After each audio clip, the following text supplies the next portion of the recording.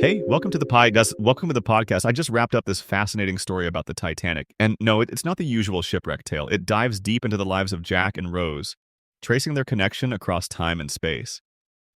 What really grabbed me was how it mixes history with this almost magical realism, where the past and present are tangled together in a way that's both romantic and haunting. So, right from the start, there's this powerful emphasis on the idea of love as something that transcends even death. Jack and Rose aren't just two people stranded by chance. They're linked across time by memories, dreams, and this undeniable force pulling them back together. It's like the story says, some bonds refuse to be broken, no matter the years or circumstances. That felt really relatable, right? Because who hasn't wondered about those connections that just won't let go? And here's something that struck me. It's not just about romantic love. There's this profound courage woven throughout, the kind you usually see when people face impossible odds. Jack sacrifices himself, yes, but in doing so, he creates space for Rose to live fully. It's the ultimate act of love and bravery, packed into one moment on that icy night. And when Rose looks back as an older woman, her memories aren't just nostalgia. They're a testament to resilience and hope, showing how past pain shapes present strength. You might find it interesting how the story uses the setting almost like a character. The Titanic itself isn't just a ship, but a symbol of human ambition and fragility. The grandeur of the ship contrasts so sharply with the tragedy unfolding aboard, reflecting the duality of human experience, our dreams and our vulnerabilities. And the ocean? It feels like a vast, timeless mirror holding secrets and echoes of history. Imagine how that adds depth to Jack and Rose's story, right? Another layer here is the way time blurs. At one point, the narrative moves effortlessly between the past and present, mixing memories with real events, almost as if time is folding onto itself. That's a tough technique to pull off, but when it works, it makes you think about time in a new way.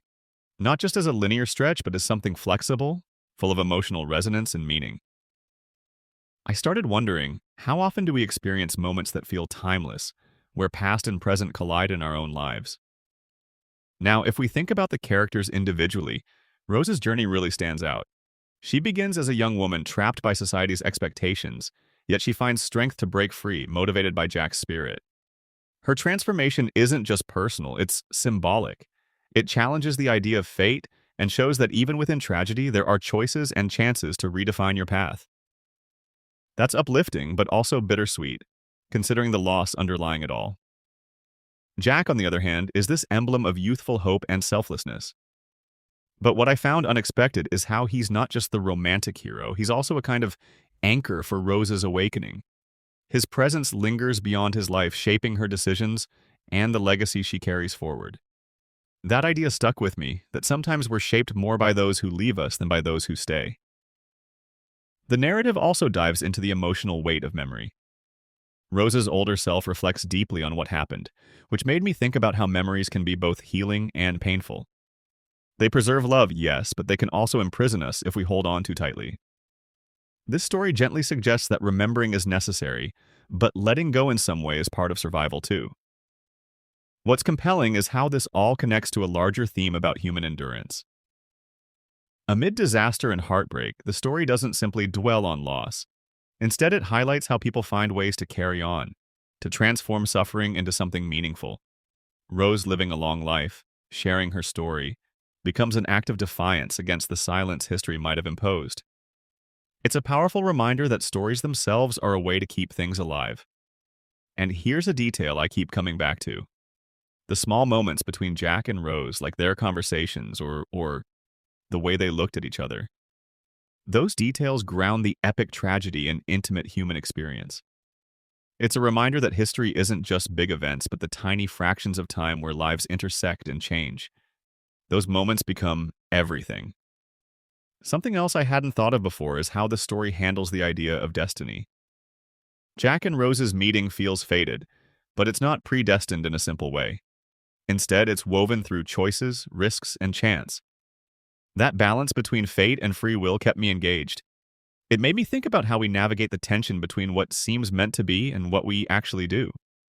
The emotional layers don't stop there. There's an undercurrent of sacrifice that goes beyond Jack's ultimate fate.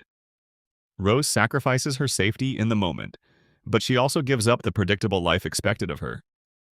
The story hints at how sacrifice is entwined with freedom, that to choose love and selfhood, you might have to lose something else, and that's a tough, real tension.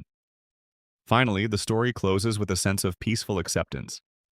The older Rose seems at peace, not stuck in grief, but carrying a deep gratitude.